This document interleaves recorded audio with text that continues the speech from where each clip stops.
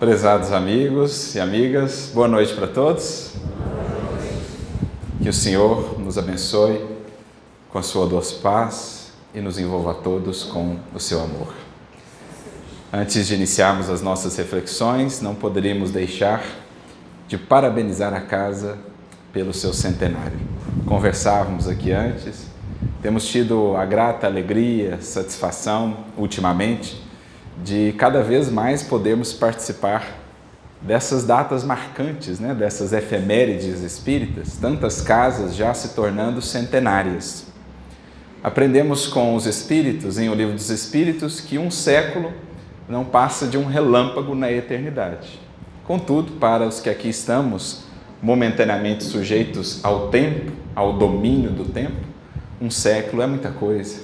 Há muito trabalho, muitos corações que por aqui passaram, vinculados à história dessa casa nos dois planos da vida. Quantos sorrisos, quantas lágrimas, quantas lutas, quantas dedicações, tudo isso neste centenário. Por isso, deixamos aqui os nossos parabéns, as nossas gratulações a todos que têm feito parte dessa história, na certeza de que ela há de prosseguir séculos afora, e expandindo-se mesmo para além daqui e do agora, nessa visão da imortalidade que o Espiritismo nos proporciona. Então, ficam aqui os nossos votos de muitos anos mais de trabalho na seara com Jesus. E o tema que nos foi proposto para esta noite de estudos é dos mais importantes, centrais mesmo, para a doutrina espírita, ou a doutrina dos espíritos.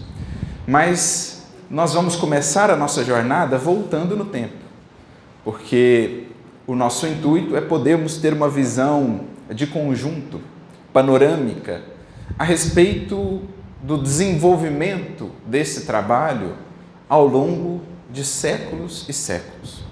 Por isso vamos voltar alguns séculos antes de Jesus, buscando os registros do profeta Joel, no Antigo Testamento, quando no capítulo de número 2, versículos 28 e 29 do seu livro, o profeta Joel ali nos deixaria registrada essa profecia, ou essa previsão. Diz-nos ele: nos últimos dias derramarei meu espírito sobre toda a carne. Vossos filhos e vossas filhas profetizarão. Vossos velhos terão sonhos. Vossos jovens terão visões. Derramarei meu espírito sobre os meus servos e sobre as minhas servas. Uma fala, portanto, que antecede o próprio Cristo em séculos e que marcaria todo um programa atualmente em curso na humanidade, na história da humanidade. Porque quando vamos, por exemplo, ao livro O Consolador, de Emmanuel, à questão de número 382, Emmanuel é assim indagado: como poderíamos definir a mediunidade? O que poderíamos entender pela mediunidade? Ao que receberá então, ou ao que trará então a resposta, o benfeitor, nos seguintes termos: a mediunidade é aquela luz que seria derramada sobre a carne, ou sobre toda a carne, prometida pelo Mestre aos tempos do Consolador, atualmente em curso no mundo.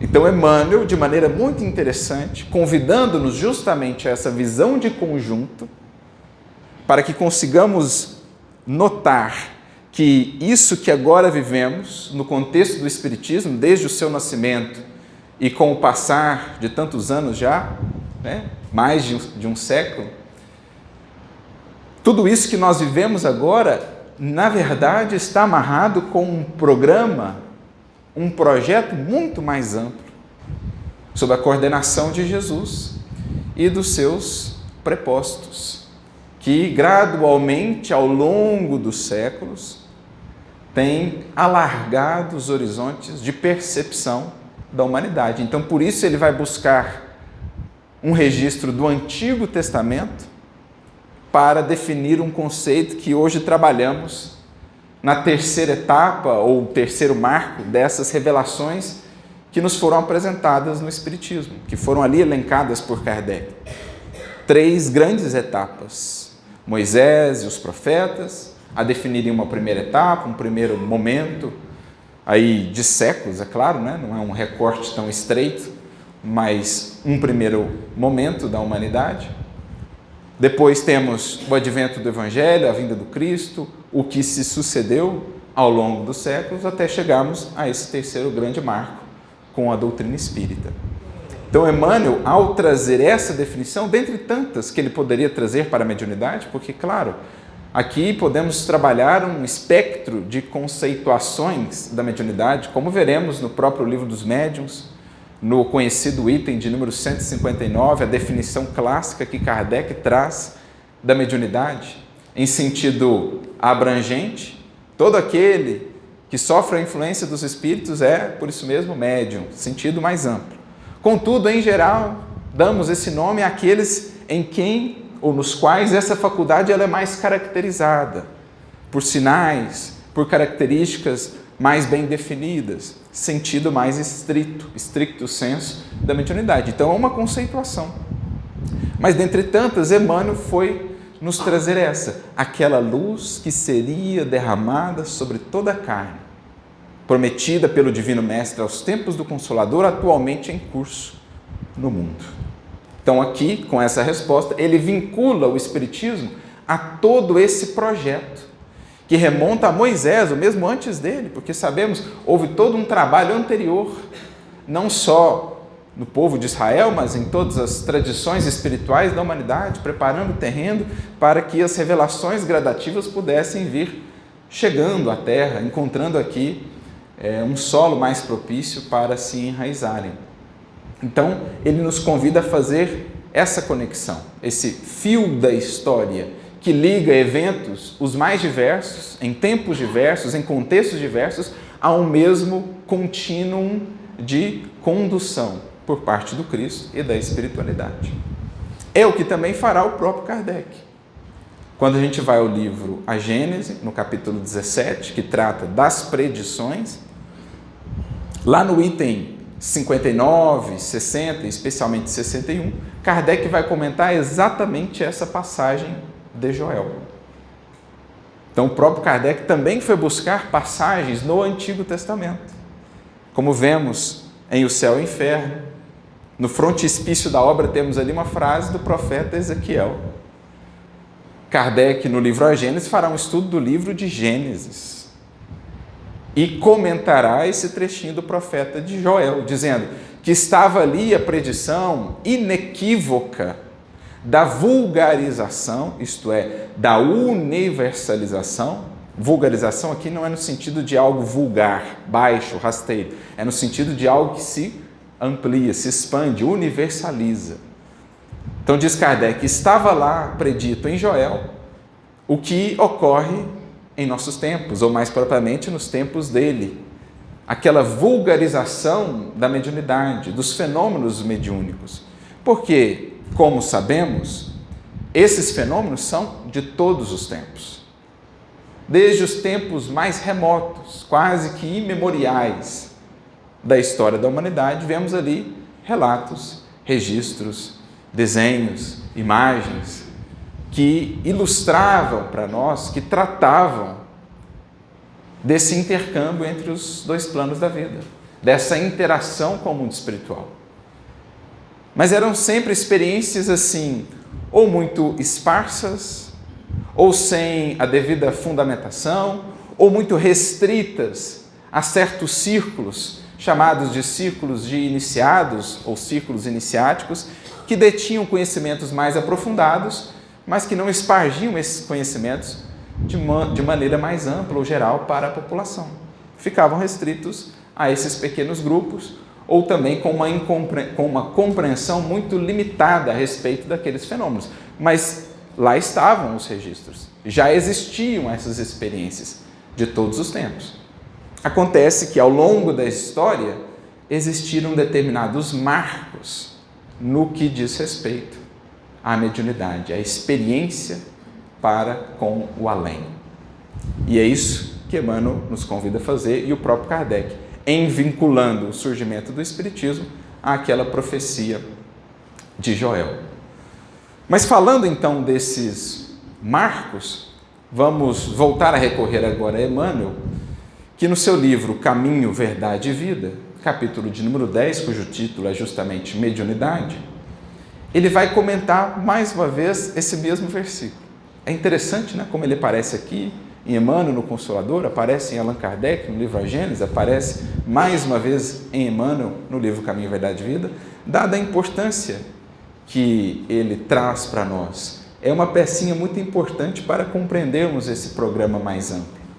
Então, nesse capítulo 10, ao comentar o registro da profecia de Joel, que foi introduzido também no livro de Atos dos Apóstolos, né, no contexto ali da passagem do Pentecostes, há a citação deste versículo, fazendo ali uma referência à fala de Joel como se ela estivesse sendo cumprida ali no dia de Pentecostes.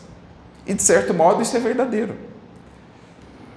Porque há toda uma renovação com o advento do Evangelho do Cristo na relação com o mundo espiritual, no intercâmbio com o mundo espiritual.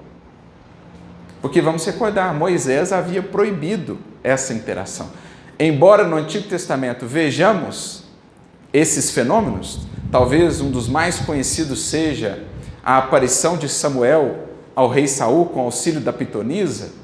É inegável ali a experiência mediúnica, o fenômeno, entre outros momentos no Antigo Testamento. Vamos nos recordar que existia uma proibição mosaica, que inclusive é trabalhada ou tratada por Allan Kardec no livro Céu e Inferno, e em outros momentos nas suas obras, na Revista Espírita. Ele trata do porquê dessa proibição, indicando a finalidade dela naquele contexto, quando estávamos muito imaturos ainda, em geral, para lidar com essa experiência, que na maioria dos casos se desviava para, digamos, um comércio inferior de interesses, um passatempo, uma curiosidade, o uso inadequado desse intercâmbio que faz parte da vida, é da lei natural. Mas, como se proíbe a criança de fazer determinadas coisas que podem colocá-la em risco, sem que ela esteja ainda preparada ou devidamente preparada para entender os porquês da proibição, mais tarde entenderá, foi o que se deu ali no contexto de Moisés. Mas com Cristo, como que há uma abertura a um novo tempo para a humanidade terrestre no que concerne a essa relação com o mundo espiritual, porque Ele mesmo fez esse intercâmbio. Fica evidente no Novo Testamento, por exemplo, quando ele dialoga com o próprio Moisés e com Elias no Monte Tabor. Eram espíritos, estavam, entre aspas, mortos. Então Jesus, ele participou ali de uma reunião mediúnica. Como manter, portanto, essa proibição?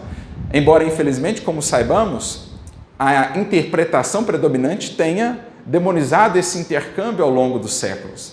Mas lá está, evidente. Jesus aparece em espírito para os discípulos após a sua morte, quando estavam fechados na sala, temerosos, receosos quanto ao porvir, aparece o Mestre e lhes diz: paz seja convosco, em espírito, reacendendo a chama do bom ânimo, da esperança naqueles corações. E com esse gesto, com esse ato, ou com esse conjunto de atos, de fato inaugurando um novo tempo para a mediunidade no mundo. Em especial, com o grande acontecimento de Pentecostes. Por isso, Emmanuel, em comentando essa profecia de Joel, que está no livro de Atos, no contexto de Pentecostes, ele vai tratar da mediunidade, dizendo que ali começava para a humanidade terrestre a era da mediunidade. Alicerce fundamental de todas as realizações do cristianismo através dos séculos.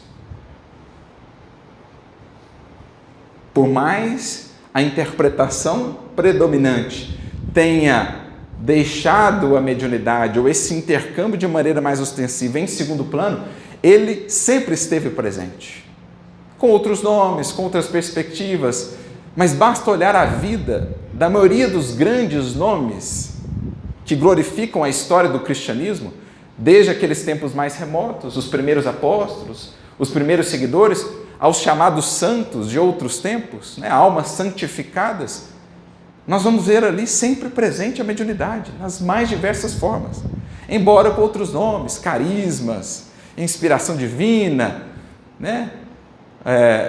o apoio do Espírito Santo, entre outras tantas denominações que fomos concebendo. Há até um livro muito interessante na doutrina espírita, produzido por um grande amigo de Chico Xavier, Clóvis Tavares.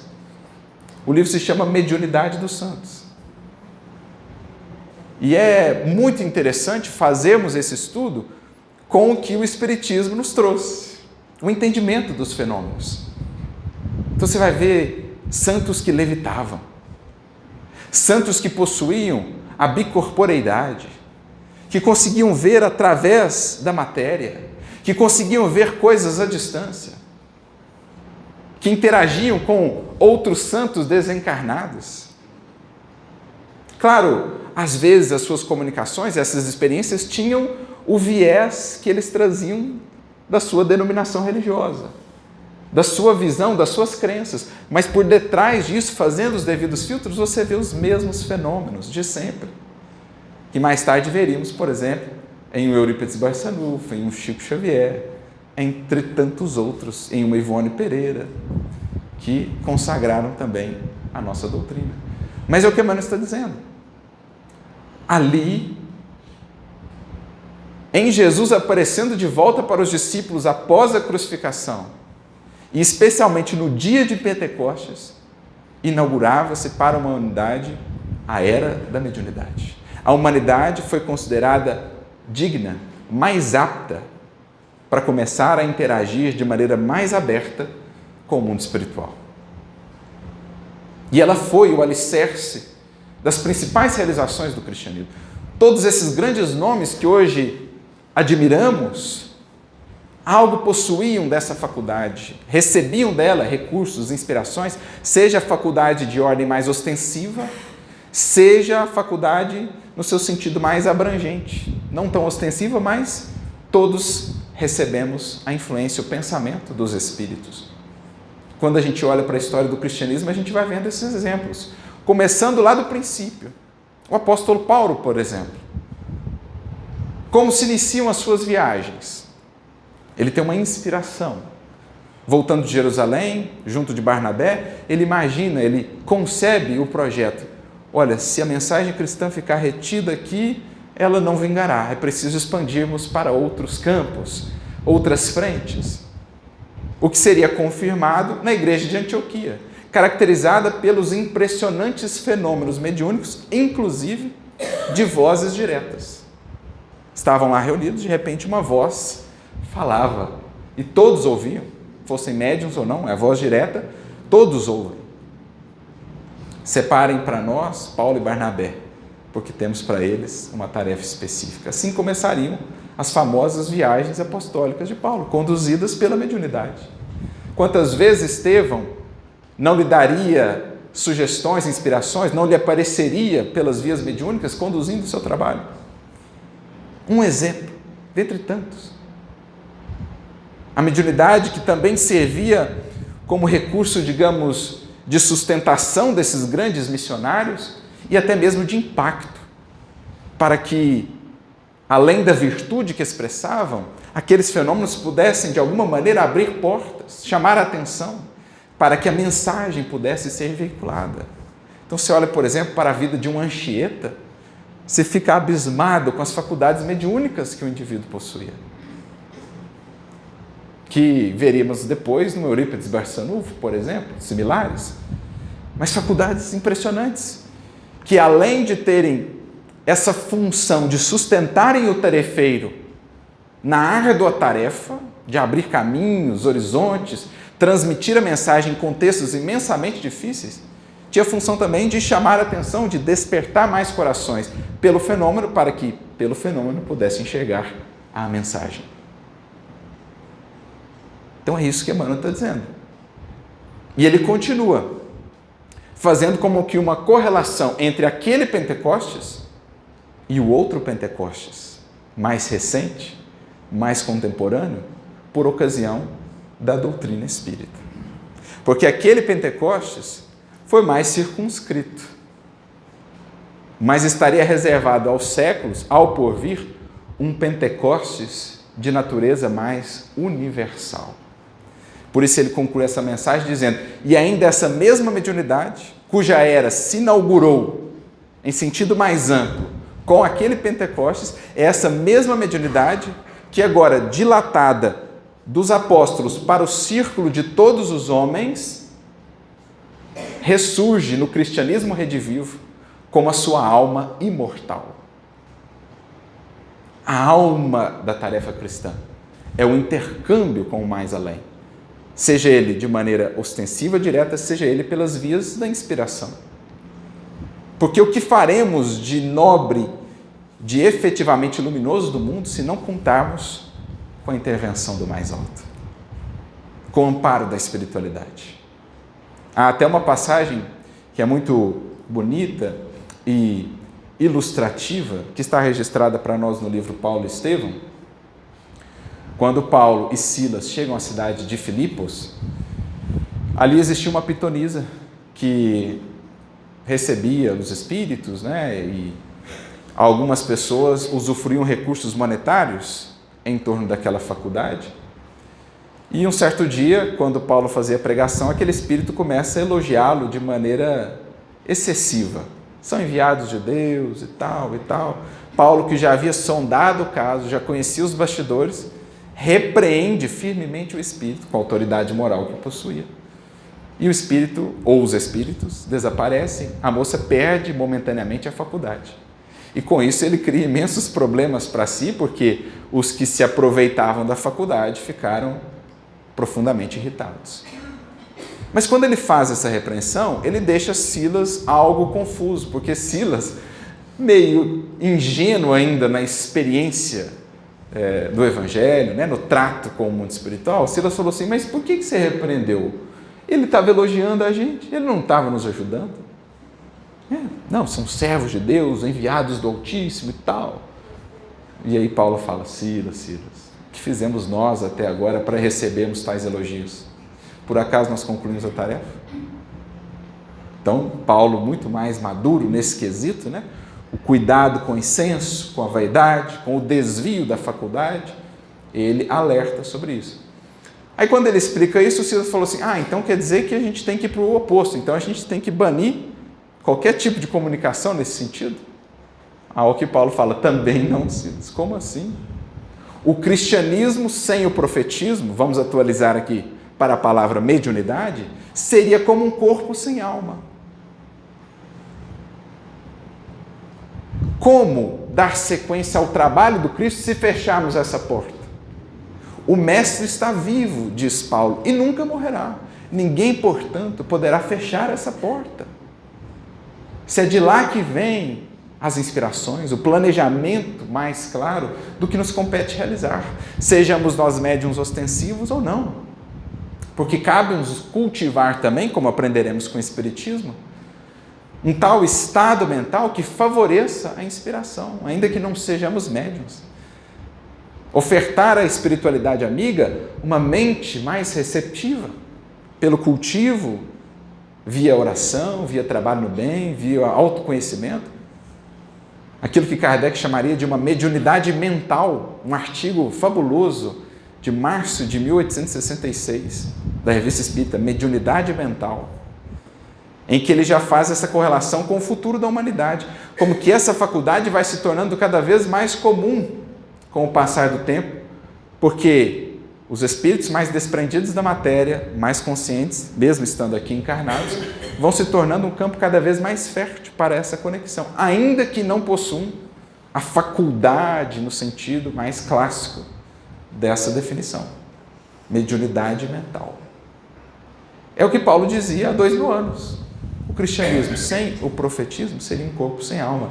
E é o que então o cristianismo redivivo haverá de resgatar, tendo na mediunidade a sua alma imortal.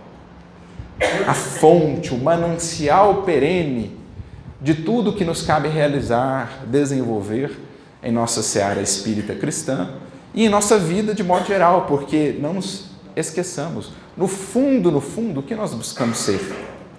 O que cabe ao discípulo de Jesus? Senão ser um médium seu. Não falamos aqui de dar passividade ao Espírito do Cristo. Poucos médiuns, talvez, tiveram essa honra. Falamos aqui de refletir o Espírito do Cristo em tudo o que fazemos. E se ser médium de Jesus, no sentido mais amplo.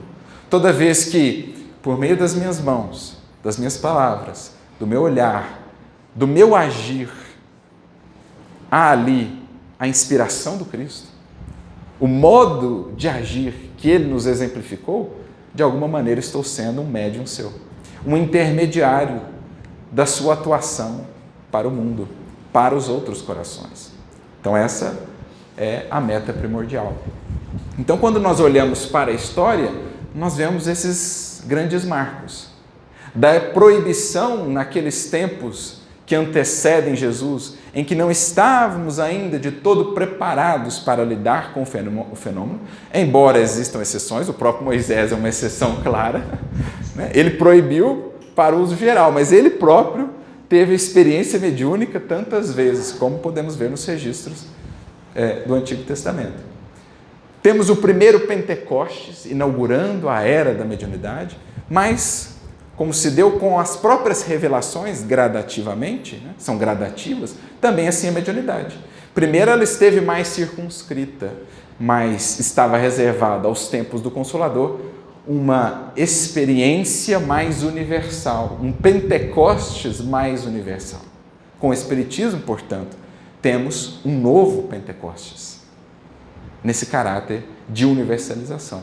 É algo sobre o que Leon Denis também vai tratar, numa obra clássica sobre o tema, que não pode ser ignorada por nós, que é o livro No Invisível, no capítulo de número 6, intitulado Comunicação entre os Vivos e os Mortos.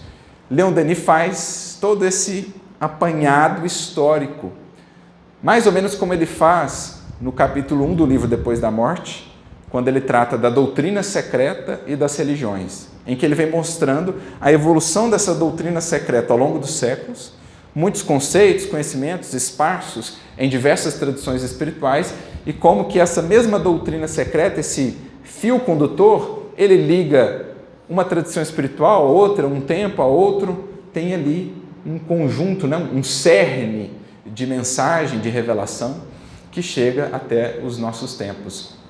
Da mesma forma com a mediunidade. Leon Denis, nesse capítulo, vai nos dizer, olha, desde os círculos iniciáticos, quando tínhamos lá os véus de Ísis, no Egito Antigo, os mistérios de Eleusis, na Grécia Antiga, na Caldeia, na Babilônia, os magos, né? Aquela palavra que está lá registrada, quando do nascimento de Jesus, uma palavra de origem persa, magos, aqueles homens que chegaram.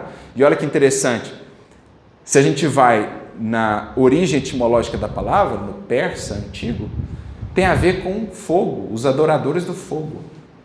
Então, aqueles que vieram visitar o Cristo, adoradores do fogo. E o fogo, na maioria das tradições espirituais, a que ele remete? O que acontece no Pentecostes? Línguas de quê? De fogo. O que Moisés vê na montanha? Fogo. O que é o fogo? O que é o Espírito? Uma chama, dizem os Espíritos. Para vós, é o que mais se aproxima. Claro que não é uma chama como nós a concebemos, mas lembra isso para vocês. Então, o que eram aqueles magos? Muito provavelmente, adoradores do fogo. Médiuns.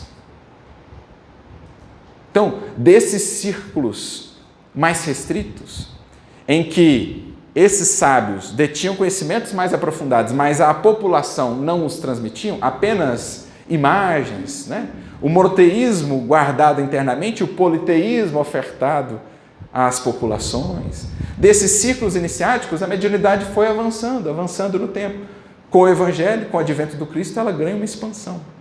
Basta olhar para a vida de tantos dos discípulos de Jesus. Mas com o Espiritismo ela chega para a multidão.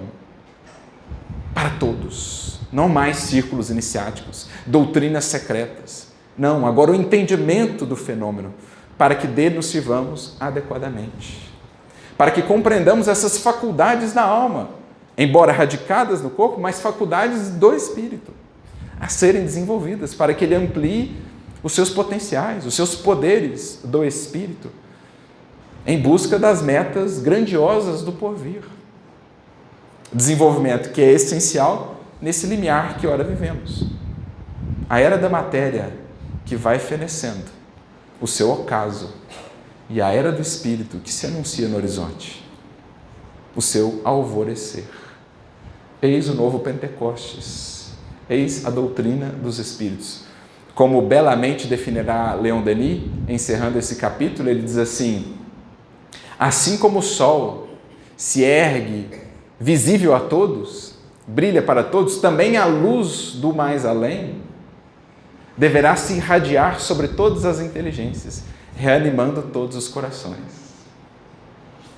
Então, assim como o sol físico ergue-se visível, grandioso para todos nós, é chegado o tempo que a luz do mundo espiritual se irradie neste orbe sobre todas as inteligências, reanimando, reavivando as forças de todos os corações. Esse é o panorama histórico no que tange a mediunidade e que o Espiritismo nos esclarece. Porque para chegarmos a esses tempos, quantos avanços não foram necessários? O próprio Leon Denis, mais uma vez nesse capítulo, dirá: para que chegássemos a essa possibilidade de um trato mais universal com a mediunidade, quantos avanços não tivemos de fazer no âmbito da ciência e da filosofia para que sequer pudéssemos acreditar nisso ou conceber?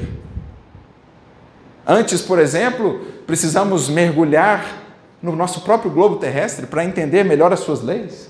No microcosmo, a ciência foi fazendo seus avanços, mostrando coisas que, se ditas outrora, se apresentadas outrora, tomaríamos por ilusões, por devaneios, é o sobrenatural.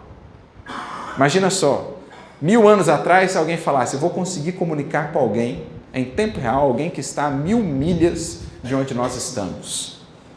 Você é um mágico? Você é um...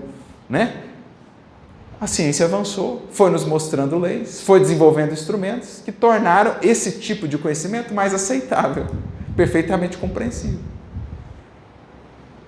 Então a ciência avançou, especialmente ali 2 séculos antes do advento do Espiritismo, Foi um momento de muita efervescência do pensamento humano, para que a mediunidade pudesse surgir no contexto em que ela fosse mais aceitável. Porque já teríamos entendido outros aspectos da criação divina que antes pareceriam, assim, completas ilusões, misticismo, sobrenatural. Por isso, Allan Kardec, no capítulo 4 do livro A Gênese, ele traz uma comparação interessante. Ele diz assim: a mediunidade foi e segue sendo, para o mundo espiritual, o que o telescópio foi para o macrocosmo e o microscópio foi para o microcosmo. Nós nem sabíamos o que causavam as doenças, o que causava as doenças. Não, são seres minúsculos. O que nos permitiu chegar até isso? O microscópio. Nós nem sabíamos o que eram as estrelas. Houve um tempo em que julgávamos que eram pontos luminosos fixados na abóboda, que era uma espécie de teto fixo do nosso planeta, que nos permitiu mudar essa visão. A luneta, o telescópio.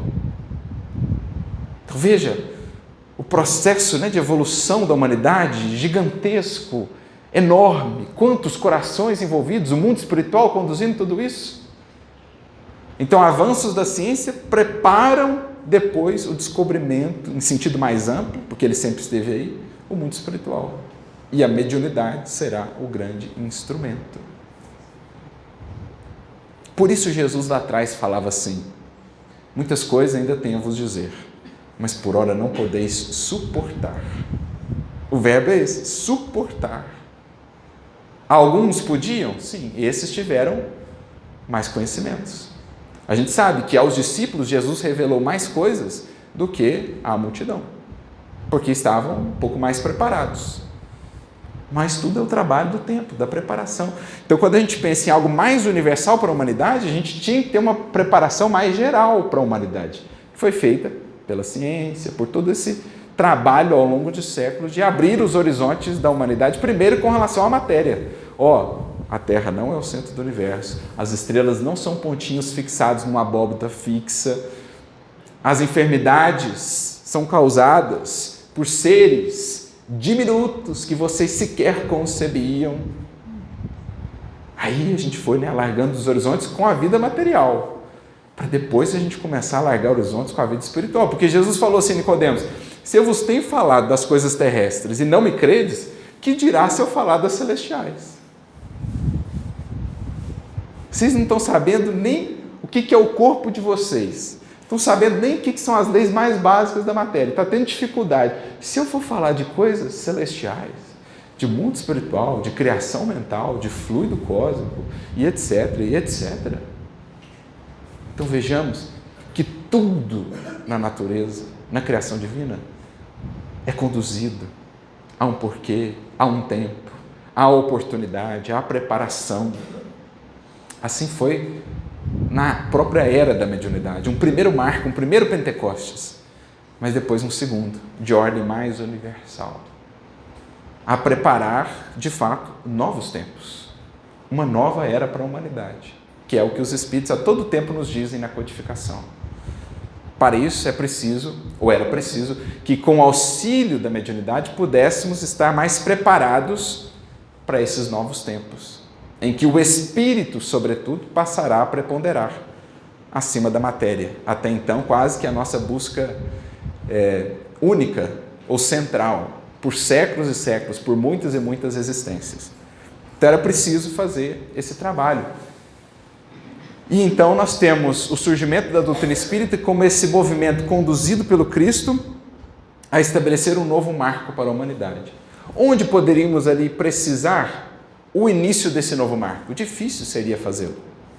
Quando a gente vai, por exemplo, ao livro de Arthur Conan Doyle, o mesmo autor de Sherlock Holmes, que era espírita, grande amigo de Leon Denis, inclusive, Arthur Conan Doyle, ele escreve um livro chamado História do Espiritualismo. Em geral, a gente encontra a tradução em português História do Espiritismo, mas o mais correto seria História do Espiritualismo, porque ele começa antes ali de Kardec ou do Espiritismo, propriamente. E no primeiro capítulo da obra ele diz assim, olha, a gente sabe que o fenômeno é de todos os tempos, basta olhar os livros de história, basta pegar a própria Bíblia e nós vamos ver ali que esse tipo de coisas tem ocorrido todos os tempos. Não era algo tão universal, no entanto, como nós temos agora. Onde a gente poderia definir esse marco de um novo tempo, de fato?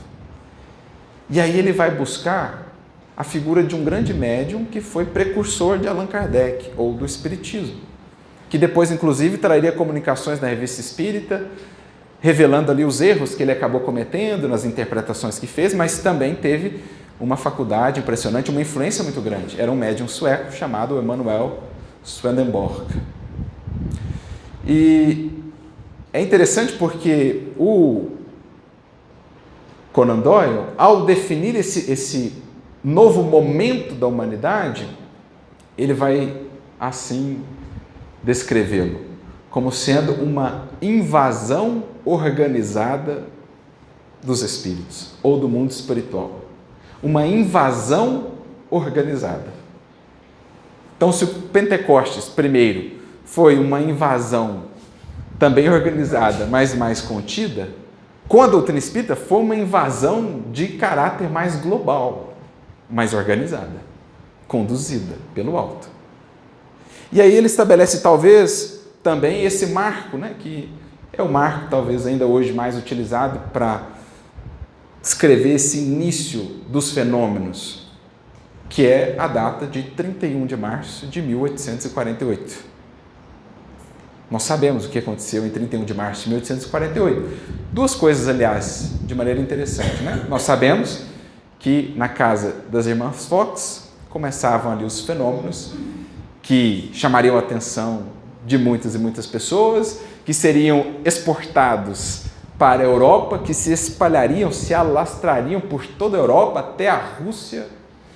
E muitas pessoas estudando aqueles fenômenos, a maioria delas como mera curiosidade, apenas como um passatempo, mas alguns seriam estudiosos sérios, dentre eles um em destaque.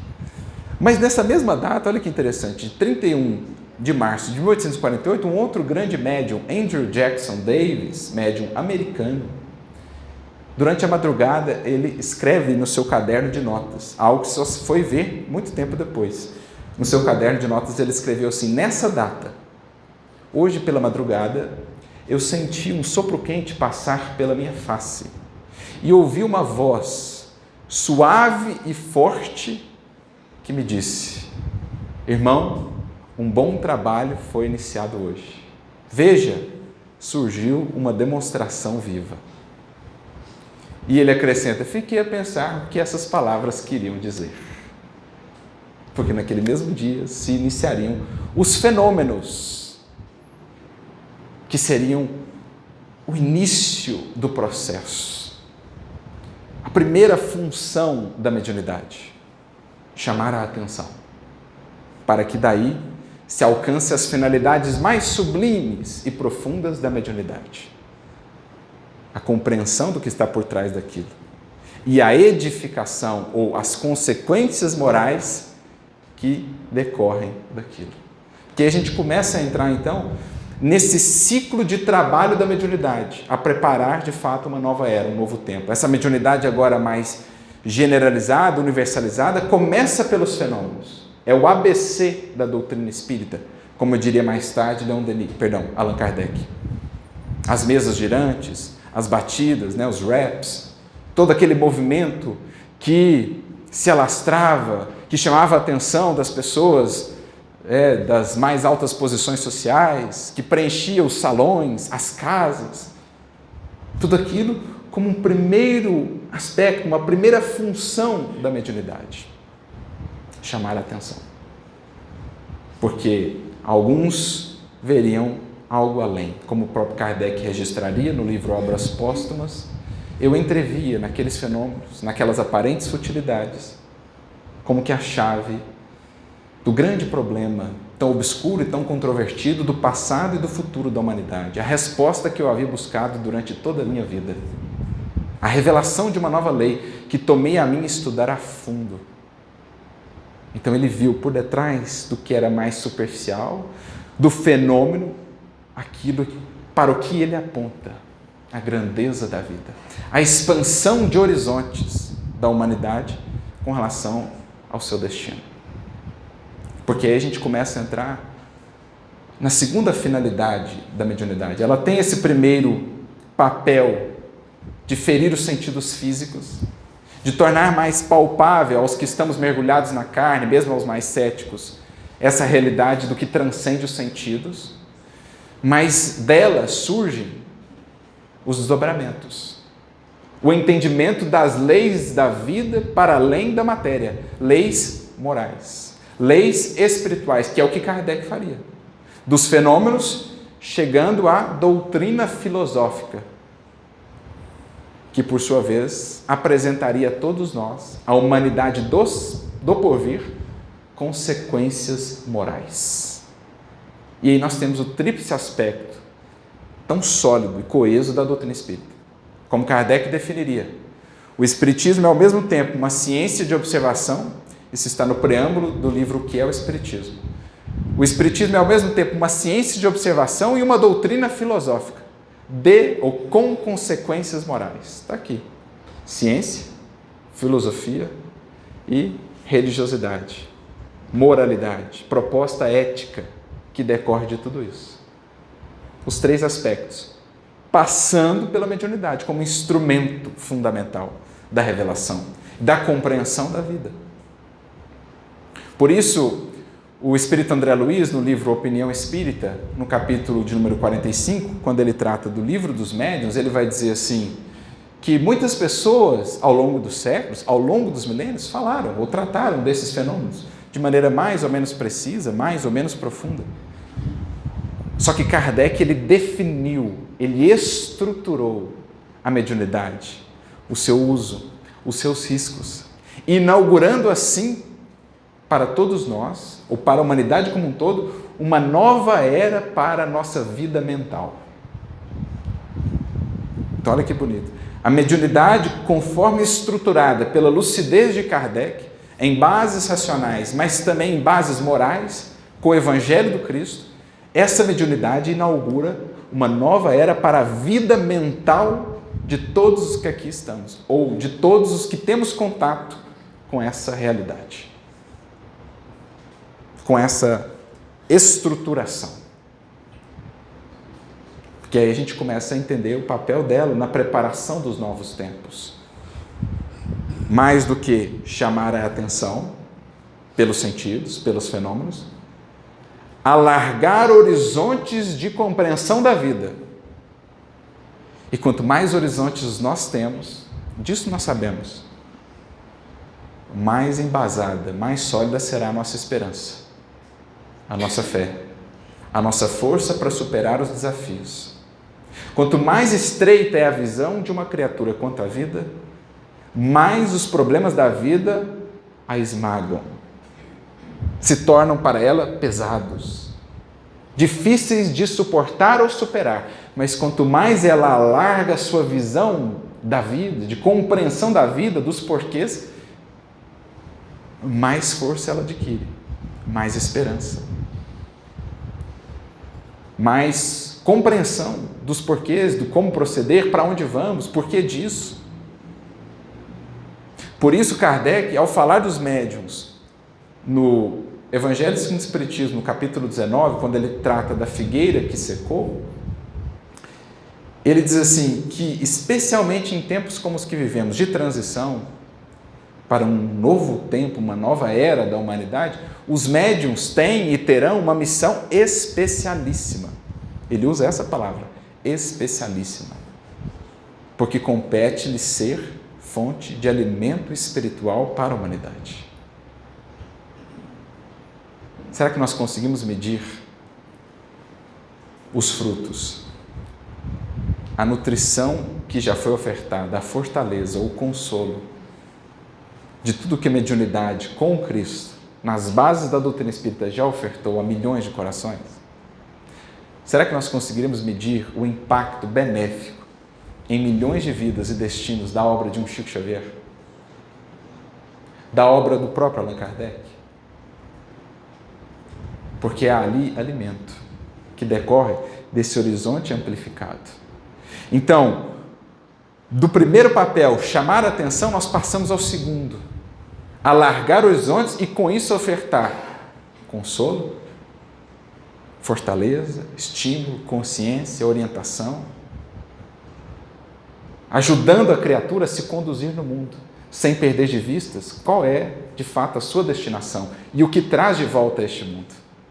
Como preparar uma nova era, a era do Espírito, sem que todos estejam perfeitamente conscientes do que os aguarda, do que é a vida espiritual, do que é o propósito da existência material. Isso tudo chega até nós pelas vias da mediunidade. Chegou até nós pelas vias da mediunidade, é a doutrina dos Espíritos. Então não há como preparar a era do Espírito sem esse intercâmbio, sem essa interação.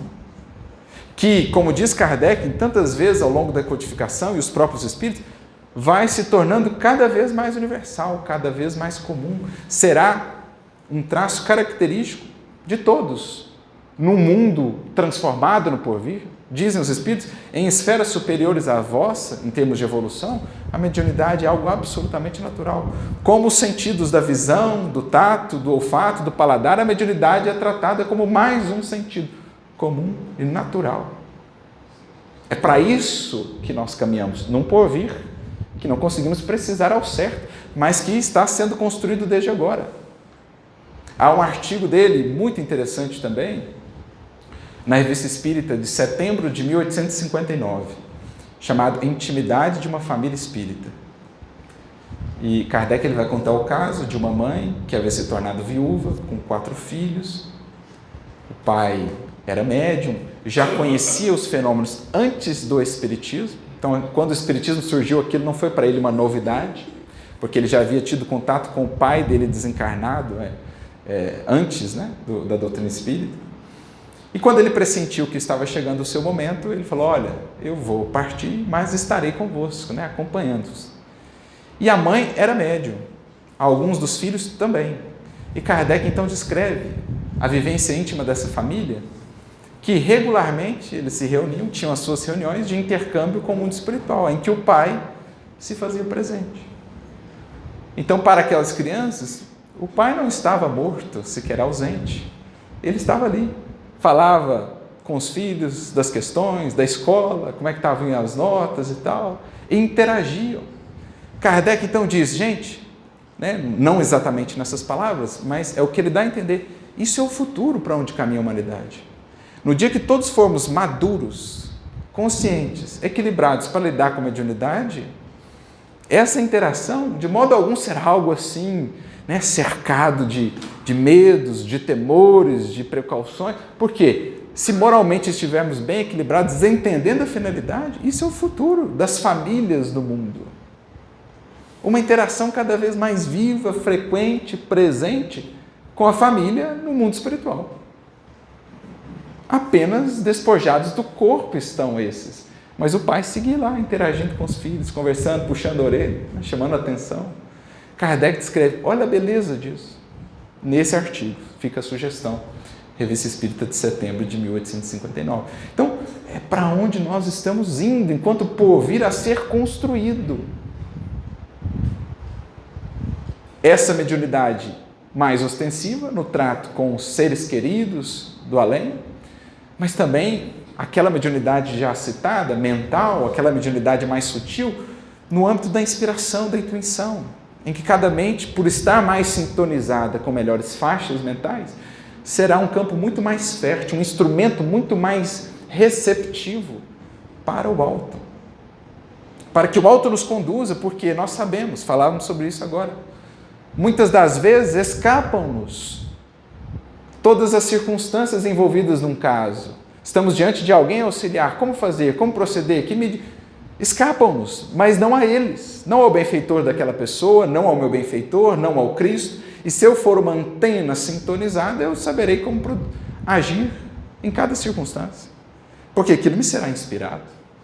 Por isso Emmanuel fala, no seu primeiro livro por Chico, chamado Emmanuel, tem um capítulo, O Labor das Almas, capítulo 7. Ele fala assim, que um dos grandes empreendimentos desse nosso tempo, preparando a era nova, preparando a era do Espírito, é o desenvolvimento da intuição.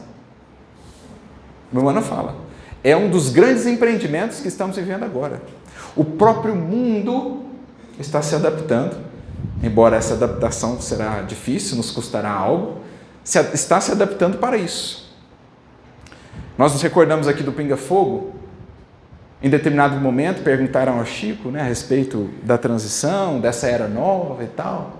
Uma das perguntas lá do Pinga Fogo. E ele responde falando da questão das guerras, dos avanços, das escolhas da humanidade, e que se nós escolhêssemos caminhos de mais paz, a gente chegaria a um tempo, e a gente já vê horizontes disso, né, embora ainda temos muitas lutas e desafios por vencer, mas o Emmanuel fala assim, olha que interessante, que a criatura humana no mundo seria cada vez mais eximida, isentada, do trabalho de ordem material, porque as máquinas passariam a fazê-lo, para que o ser humano pudesse se voltar aos trabalhos de ordem espiritual, no desenvolvimento de suas imensas potências do espírito, intelectual e moralmente.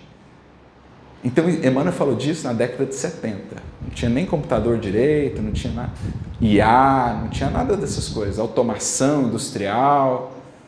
E o que a gente está vendo? Cada vez mais os trabalhos manuais estão sendo ocupados pelas máquinas, para que o ser humano possa se voltar para o imenso universo de si mesmo, a descobrir, a desbravar e a desenvolver. Então, o que ele falou, já estamos vendo em curso. Claro que essa adaptação vai gerar muitas questões de trabalho, né? Remuneração, uma série de coisas, desafios. Mas sempre foi assim na história da humanidade. Vem os problemas, a gente se adapta. Mas ele já previu isso lá. Então ele fala também do desenvolvimento da intuição, a inspiração refinada, também parte desse programa de desenvolvimento da mediunidade como recurso de construção dessa nova era. Então, dos fenômenos que ferem os sentidos, que chamam a atenção, passamos à doutrina filosófica, que alarga horizontes, que traz com isso consolo, que traz perspectiva, que traz esperança, mas que traz também deveres morais, consequências morais. E aí entramos num outro aspecto, a mediunidade enquanto recurso de progresso moral para a humanidade. Para o médium, em primeira instância, porque é um convite diário e permanente à disciplina, seja médium e não discipline os seus pensamentos. Onde isso vai dar? Nós sabemos, aí os que são médiuns de ordem mais ostensiva sabem a luta que é. Mas para todos, os frutos da mediunidade, esclarecendo-nos filosoficamente quanto às leis morais, trazem deveres novos, responsabilidades novas. Uma coisa é quando eu ignorava aquilo, aquele dever não era alcançado por mim. Se eu não agia de acordo, eu tinha pelo menos um pretexto de ignorância. Agora não mais. Por isso a doutrina filosófica leva a consequências morais. E tudo que a mediunidade vem introjetando no mundo de luz, claro que ela pode estar a serviço das trevas também, infelizmente, como todo sentido ou faculdade humana. Mas tudo que ela tem introjetado de luz no mundo, ao mesmo tempo que traz consolo, traz chamamento ao progresso, ao aperfeiçoamento dos indivíduos e mesmo da humanidade como um todo, porque novos horizontes vão se abrindo até para a ciência, por exemplo, para a filosofia. Mesmo a ciência, que por hora tem se detido mais no âmbito material da criação, estudando leis materiais, cada vez mais a ciência vai se vendo premida, vai se vendo impelida a considerar as questões que transcendem a matéria. Porque ela vai vendo, olha, faltam elementos aqui para explicar determinadas coisas, que só a matéria por si só não é capaz de explicar. Então, me recordo, recentemente foi lançado um livro muito interessante por pesquisadores, né? Um amigo que é espírita, inclusive, Humberto Schubert, de Juiz de Fora, Dr. Alexander Moreira, psiquiatra, Humberto Schubert é filósofo, mais a Mariana, que, se não me engano, também é da área da saúde. Eles lançaram um livro para uma das maiores editoras científicas do mundo, que é a Springer, lançaram um livro Ciência da Vida Após a Morte, com uma abordagem estritamente científica. E o que eles fazem ali? Mostram em um compilado de anos e anos e anos de pesquisas e estudos, o quanto nós já acumulamos de evidências quanto àquilo que transcende a matéria. Por exemplo, a consciência para além do cérebro, a mente para além do cérebro físico. Em 3 frentes principais, as linhas da própria ciência de estudo hoje: experiências de quase morte, casos sugestivos de reencarnação e a mediunidade em si. Os fenômenos mediúnicos, vidência, psicografia, psicofonia, aparições, etc.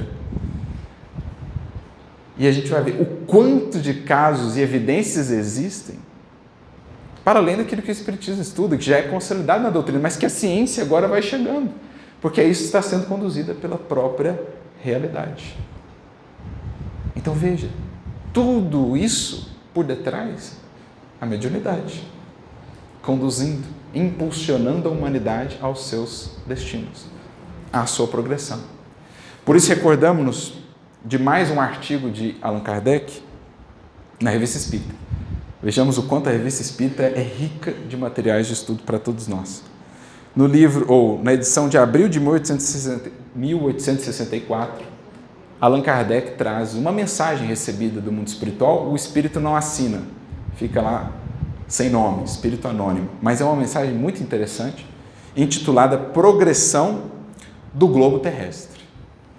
E aqui eu vou buscar os últimos parágrafos em que o espírito vai vincular a mediunidade a essa progressão do globo terrestre. E, claro, aqui concebamos, né? Quando se fala de progressão do globo terrestre, fala-se sobretudo de progressão dos espíritos que vivem no globo terrestre. Quando fala que a Terra está passando, os espíritos que vivemos na Terra que estamos passando para uma nova fase. E aí diz, então, o espírito aqui: o Espiritismo vem acelerar o progresso, desvendando à humanidade os seus destinos. Então, aquela invasão organizada que começou lá com os fenômenos, com as irmãs Fox, com as mesas girantes, tinha por meta desvendar os destinos humanos, abrir algo mais dos véus. Outrora os véus de Ísis, os mistérios de Eleusis, abrir para nós os véus quanto aos nossos destinos. E já vemos a sua força pelo número de adeptos e a facilidade com que é compreendido. Vai provocar uma transformação moral ativa. Então ele entra aqui numa outra camada. Primeiro o fenômeno que fere os sentidos, chama atenção. Depois a doutrina filosófica que revela o destino e traz consolo, esperança e explicação. Mas por fim, transformação moral ativa que decorre das consequências desse novo entendimento, desse novo horizonte alcançado. 3 camadas: ciência, filosofia e religião ou religiosidade, questões morais. Vai provocar uma transformação moral ativa e, pela multiplicidade das comunicações mediúnicas, então a universalização dessa faculdade que vai se expandindo, o coração e o espírito de todos os encarnados serão trabalhados pelos amigos e instrutores. Então, olha que bonito. Finalidade da mediunidade é o alto querendo trabalhar o coração da humanidade. O sentimento e, claro, também o pensamento, alargando os horizontes de compreensão. Dessa instrução vai surgir um novo impulso científico, porquanto novas vias serão abertas à ciência, que dirigirá suas pesquisas para as novas forças da natureza que se revelam. Olha o livro que a gente citou aí, Ciência da Vida Após a Morte, uma das maiores editoras científicas do mundo, tratando dessas questões que outrora eram um verdadeiro tabu no âmbito da academia. Mas a isso a ciência tem sido impelida. E Kardec já previa lá atrás. Há uma série de artigos em que ele fala da mediunidade curativa, ele fala do futuro da humanidade, dos médicos médiums.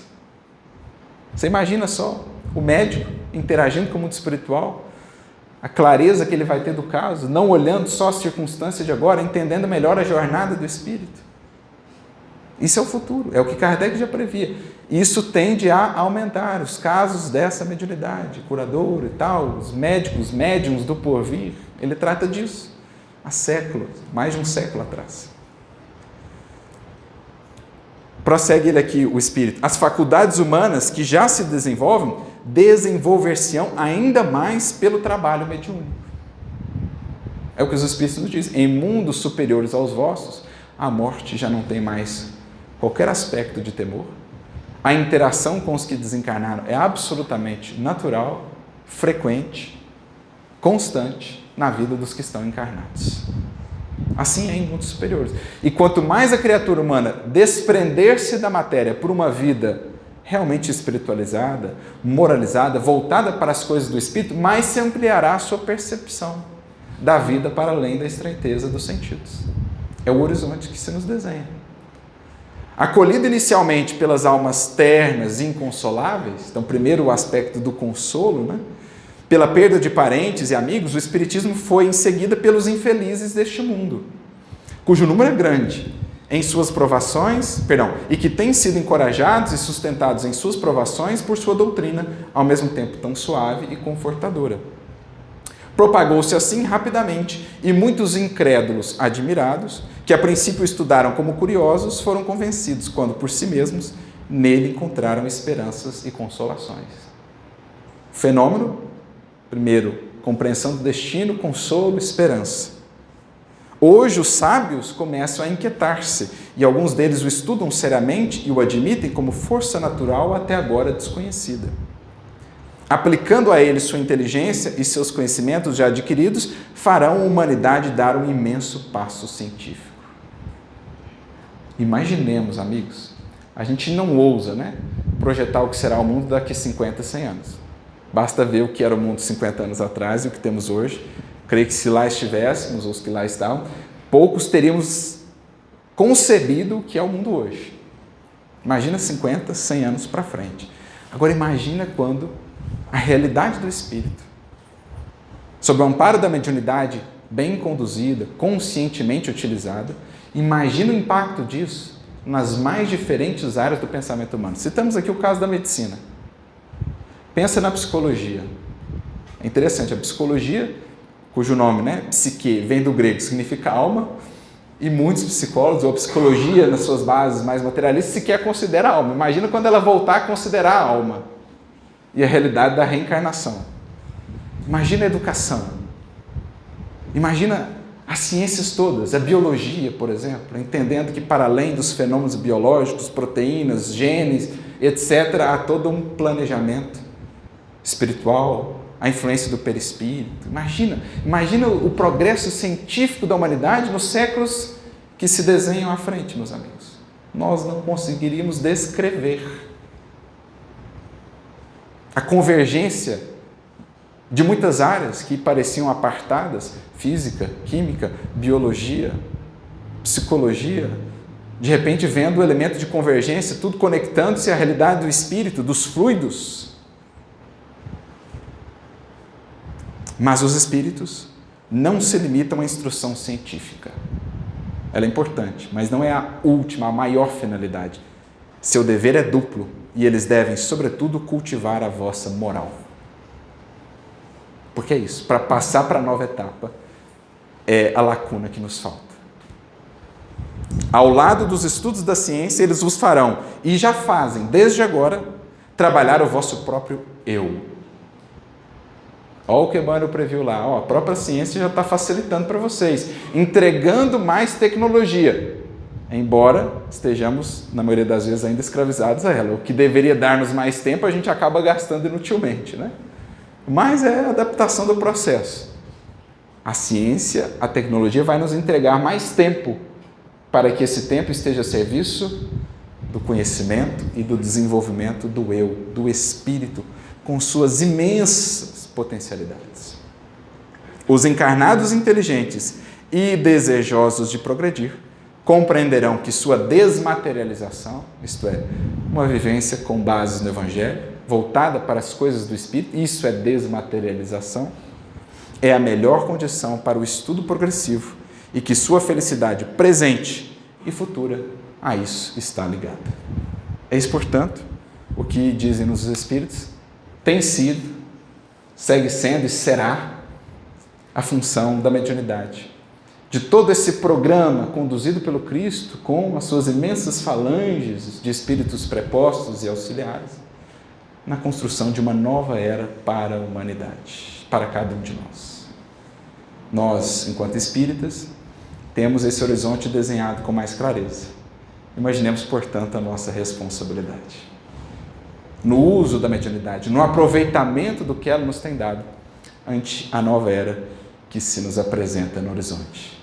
Que sigamos, portanto, com humildade, com consciência, com responsabilidade, pelos caminhos traçados por Jesus, amplificados e mais iluminados ainda por Allan Kardec e os que vieram depois, para que, pelas vias da mediunidade no seu sentido mais amplo, possamos cada vez mais ser no mundo instrumentos intermediários, médiuns do Cristo para a construção da nova era. A todos, muita luz e muita paz, que Jesus nos abençoe sempre.